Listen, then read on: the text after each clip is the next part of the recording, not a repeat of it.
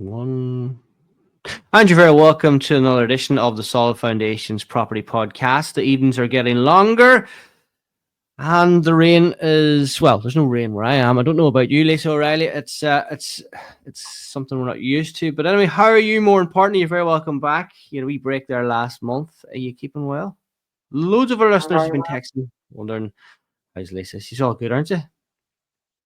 Yes, yeah, we're all good. Yeah, we had a bit of slight mishap last month. I had an antibiotic infection or an infection against an antibiotic and an allergic reaction. So I was hospitalized for 10 days. But look, getting back into it there now. So yeah, all good, back with a bang. And it's the sunny southeast, so the summer's coming, so we're all in a good form. Yeah, absolutely. Another bank holiday just around the corner, and all things moving forward in a positive as ever. There's loads of different elements of the property investment world we look at, and also the world as we're starting to hear, Donald Trump is starting to rank things up on tariffs and everything else. It's good crack. It's just showing you that property is stable. It's simple and boring. Yeah. It's great. It's emphasized that a lot more, hasn't it, Lisa? Yeah, it has. I think people saw the stocks kind of plummet. I have a small stock holding, shareholding, and like it literally went from a small profit to a pretty big loss in the space of maybe I say 2 weeks, maybe. Now I was a bit stupid. I probably should have sold because I knew the tariffs were coming, and I had an idea it would have an impact on the share price. But it's just yeah, it just kind of re-emphasizes that number one, we can't control stocks and shares. We have no control over the price of them at all. And number two, it can literally kind of just happen more or less overnight. So yeah, that's exactly the reason why I like property as a kind of as a long term investment. And I And it's a suppose great you're the same for it then as well. We're kind yeah, of in and agreement. it is a great segue for investors who are thinking about the stocks and the difficulties with it, and why the diversification into property is obviously something that we pioneer at all stages. We're always open for business, so reach out, have a chat, Lisa, and it's great to see you back. And we didn't tell anyone about your little trip away, but look, this is a very short podcast this month, and I know that you're back and you're recuperating, so I don't want to keep you too long. But we were having a chat, and we were just, redeveloping what we were going to do in the podcast, and thinking about different ideas. And this actual came from an inspiration from listening to another podcast that I enjoy. Was all about starting out your end game as such and working back. And that's probably something we're all about, going and finding more properties, doing more deals, and trying to create the cash flow that we're looking for. Or if it's the flipping element, which is another aspect, or new builds, whatever it might be. But at least I suppose the question that I get often asked, or some people do ask, is, what's the end game here? So you have to start out, what are you looking to achieve? And suppose myself and yourself have been there. We do look at that and how that works. Yeah, we do. And I think it's really important to note that so when I first started out, it was all about replacing my income and some more. But first of all, my first goal was, look, I need to replace my income in my full-time job. I was an accountant. I had a full-time career as an accountant, and I didn't have any property. Well, I had my own house, say, and one rental property, but I was about to sell it. And I suppose I made a decision to get into property. But what I needed to do, first of all, was to replace what I thought was to replace my income. But actually, what I did was I stripped it back first, and I said, actually, I don't need to replace my income. I need to look at the costs that I'm incurring every month, and I need to see which ones are actually the important ones that I need to cover, like childcare, mortgage for my for my own home, um, electricity bills, and I list out all the expenses that like I needed to cover. And I said, right, how many houses do I actually need to get in order to how much income do I need to generate from these houses, and how many houses do I actually need to get? So I suppose the first thing, if you are in a full-time corporate job and you're looking to get out of it, it's to kind of maybe, can you scale back your spending in any way if you do really want to give it up full-time? And how many houses do you need to start? And I suppose where a lot of people start Porrick is rent to rents, because you don't need to, have any funding really to start a rent to rent. And that's a good place to start. And I think you've got experience there with some rent to rents, as have I still. Yeah, as you've kind of been pioneering that for some time, and is that a realistic strategy now, Lisa? I suppose the way things have moved around governments and different elements, is that something that it's great to get started, but is it a long term element? Do you think? Well, I suppose, look, not rent to rents as such in Ireland. I call them rent to rents because of all the legislation and all the red tape that we have in Ireland. So it's not necessarily rent to rents, but it's probably like rent to HMO, rent to serviced accommodation, that type of thing. So this is where possibly where you take a property from a landlord who's sick and tired of being a landlord, possibly thinking about selling, and taking the property off of them, and maybe doing HMOs or serviced accommodation in them. So I suppose, look, you need to look into all the regulation that's still there around those two areas. But also that is probably, like, taking regulation aside, that's how you can actually make money from a property, is somebody who doesn't want to run a house as a HMO or a serviced accommodation. And you want to do that, obviously, and then you make the margin, the difference between the money you make versus the money you give over for as rent. And look at that, suppose strategy and different things. Suppose you start there, and how are you? It's little daily increment improvements from that. Suppose it's really breaking that down. What are some of the key elements that people should think about doing? Do you think, at least on a daily basis? I know I'm constantly looking at property on a daily basis. I'm reading news, and on every aspect. But if you're starting out, what would you do?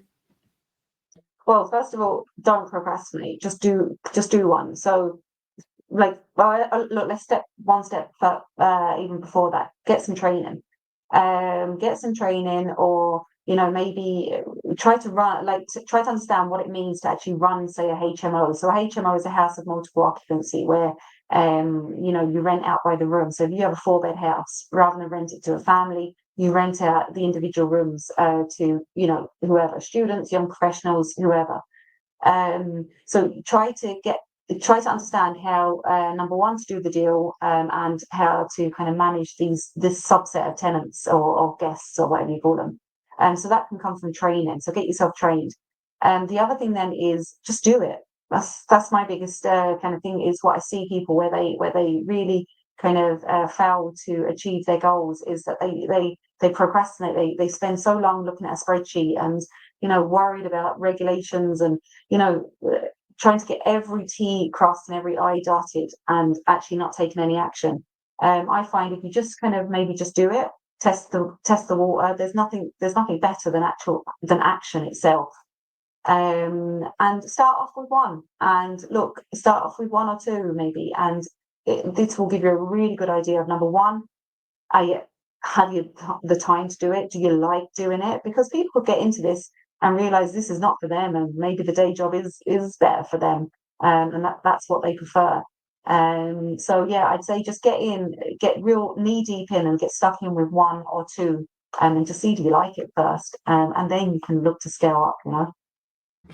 And that so that's developing your relationship with the agents. It's speaking to people who are in that circle, and I suppose that comes down with a little bit of confidence as well, knowing what you're looking for. But I think you touched on something very importantly, is the training aspect. So training's getting more popular. People are doing it a bit more, but there's good, bad, and ugly in the training sector as well. How would you pay someone to pick the right training, first of all?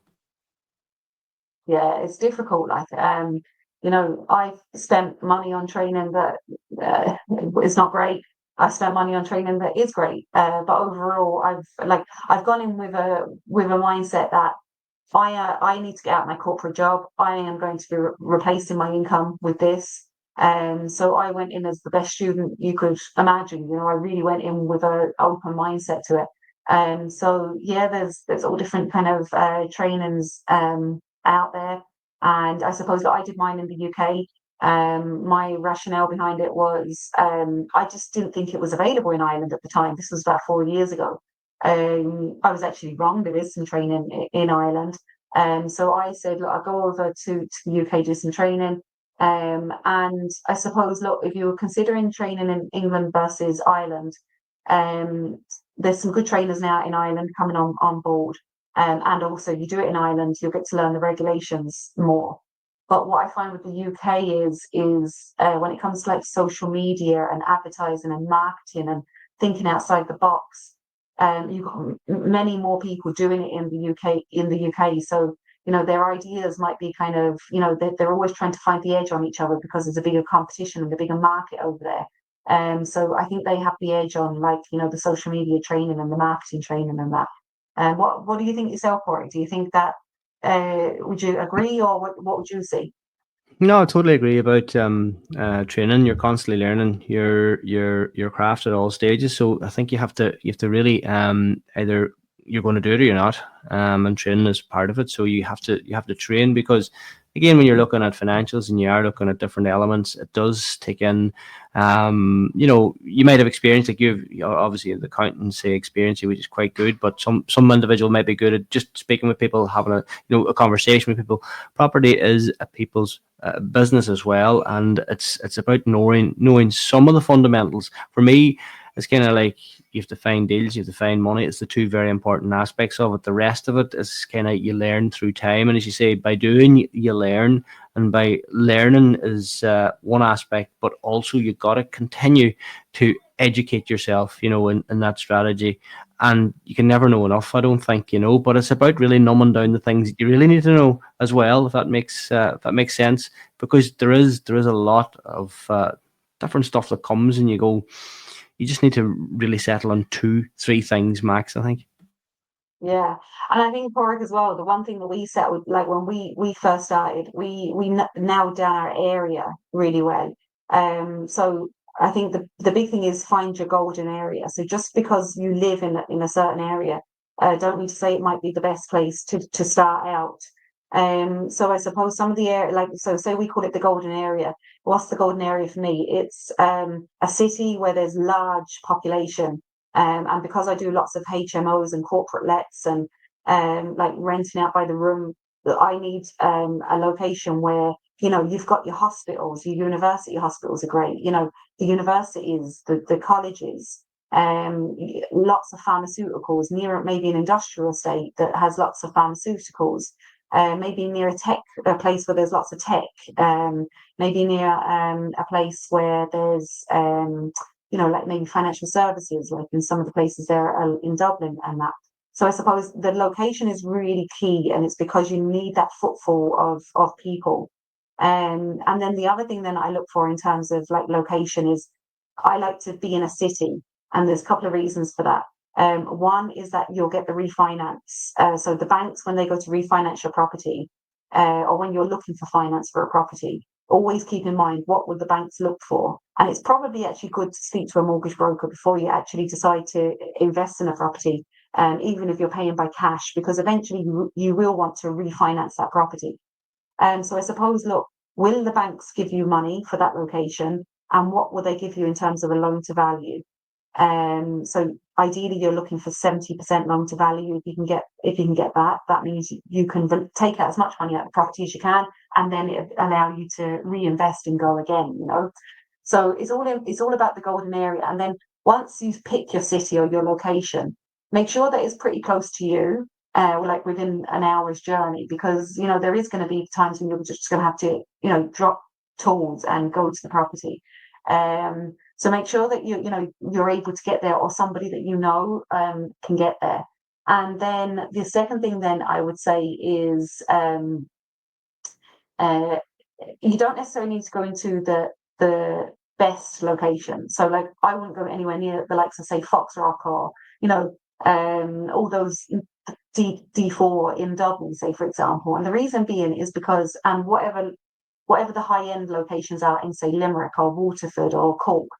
And the reason being is that the purchase price of these properties are really high. And the rental income from these properties, it doesn't, the percentage yield from these properties doesn't warrant, say, spending that level of money on them. So I would say for my strategy, which is HMOs, and that would be to go to kind of like, on a scale of 0 to 10, 10 being amazing, 0 being a right rough hole, I would go like around the 4 to 5 mark, Technical term, rough hole, yeah. Yeah, and it's funny you suggest that HMOs. I'm looking at a couple of flips now. I'm just looking at the numbers, and we're bidding on one or two of them, and actually you've got so much. You've got stamp duty to take into consideration, which has gone up to 5% in Northern Ireland and 7% over 125,000. After that, so it's 5% up to 125, and then 7% after that. So those little nuances, and I'm just going back into that. That strategy of flipping has got me really, really thinking about, strategic numbers. What's the profit margin here? Is it a 20% margin you're looking for? A 25%? That's the way I think. And I think that when you sit and have those rules and you go, right, I'm not going any less. If it's a flip, or if you're adding value, or if you're trying to increase it in value, it's knowing those little levers to pull and understanding them. Because if you've got a bungalow, can you put something upstairs in it? If you can go out the side on it, if you've got, I think it incorporates that creative thinking as well. But as you've rightly said, sometimes those aspects can if you're trying to do all of them at the start, it doesn't work. You have to be very, very. I think you have to be very, very focused, Lisa, at the start anyway, don't you?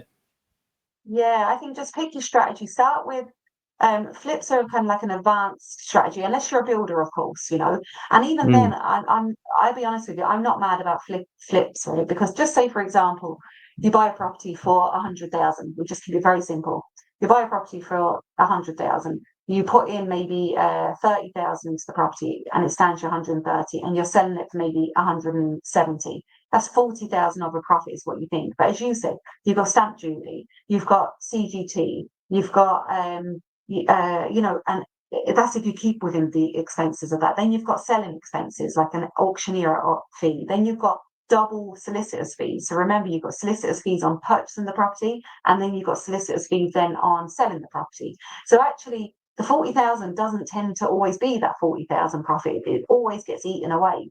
And I suppose if I was doing a flip, it would have to be for a lot more than, say, the 40,000. It had to be it's probably where you've got a really good below market value deal, and it's in a really good location, and you really added value to it, where possibly you've added like up to 100,000 maybe onto the value of the property.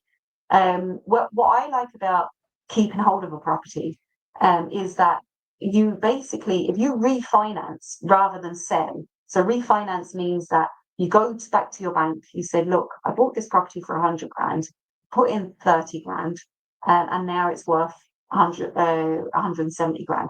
They will give you 70% loan to value on the new updated value of 170 grand.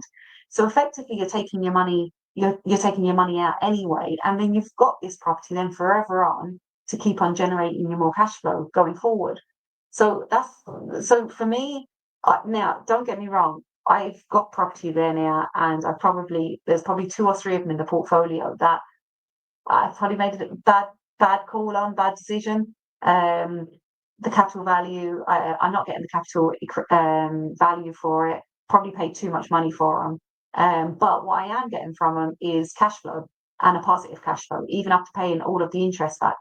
So whilst they are cash flowing nice, I probably won't get the end. Like I probably would have made a small loss on them maybe. So eventually I will probably, there's about 2 or 3 of them in the portfolio that I will look to sell. But look, would I consider it a bad move? I don't know. Like, I think the only way I've learnt that is by actually doing it myself, rather than someone. It's great to be taught, but at the same time, sometimes you need to just do it to realize whether it's a good or bad mistake. Yeah, and suppose coming back on tonight's podcast, to Stephen's podcast, you're listening back. It's a short one. It's nice and quick. It's just to get you a bit of a focus on, because now it's you're a couple of months in. Have you got anything agreed? Have you done anything? Have you taken those steps? And it's about breaking it down to daily little segments of what you're going to do, how you're going to start looking at it. And as I said, I referenced one thing about looking at property PAL or Daft.ie or all those portals. First of all, and the auction sites as well is quite good, Lisa. Start there. Yeah, I've not bought one on auction, to be honest. But what I do look on, obviously, a lot is probably the only property. What's it called? Like a search engine in Ireland is Daft.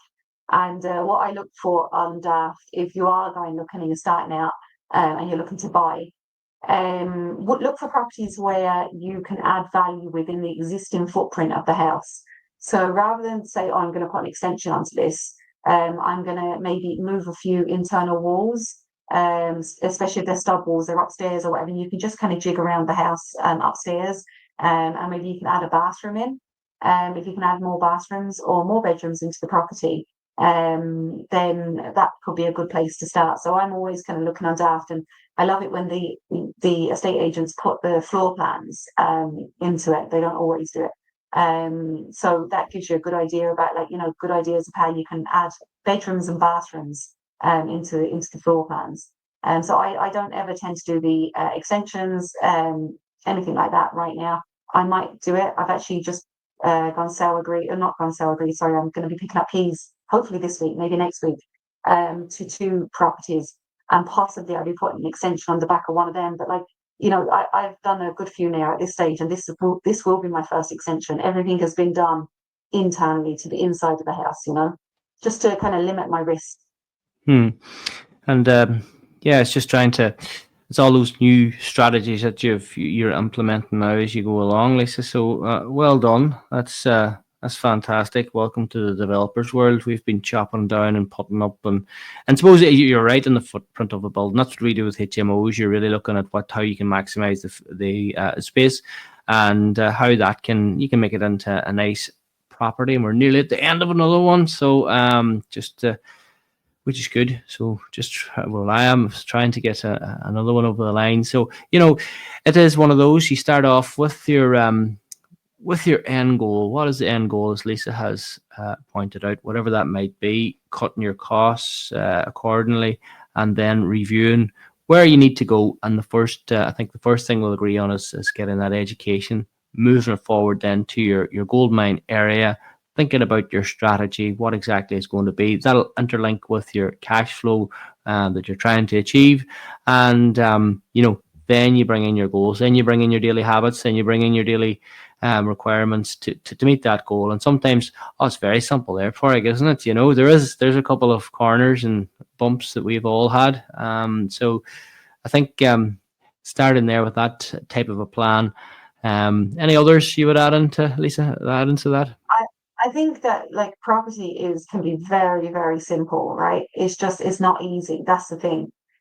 So whilst it can be you can be told what to do, but it's just not necessarily easy to keep the daily grind going, and keep up keep the faith sort of thing, so I think that it's just to first of all, stop procrastinating, do one property, say. Start with rent to rent. Don't do what I did. I started with buying property, raising finance and private finance, and then I did a load of those. I was under severe pressure at the beginning because I was learning as I was going as well, and then I went into rent to rents. And I probably should have started at rent to rents. And they all the training says start with rent to rent, say, and then move on to buying your own property. I did it the opposite way. I said I knew better. But look, start with rent to rents. Get 2 or 3 of them under your belt. They're pretty simple to get. Build relationships with letting agents. Go find your perfect area, your golden area, and then start raising finance. Then the way myself and Padraig, Padraig runs his network.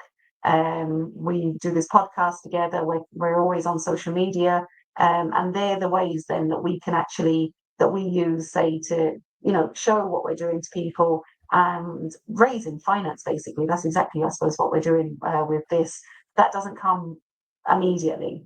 I would start with the rent to rents, get your experience up, and then move on to possibly then purchasing property. And you're right, in the marketing side of things as well. Showing and telling is a massive part of it as well. Show what you're doing, tell people what you're at, and have confidence in yourself, because it is, as you have indicated, it's not really that hard.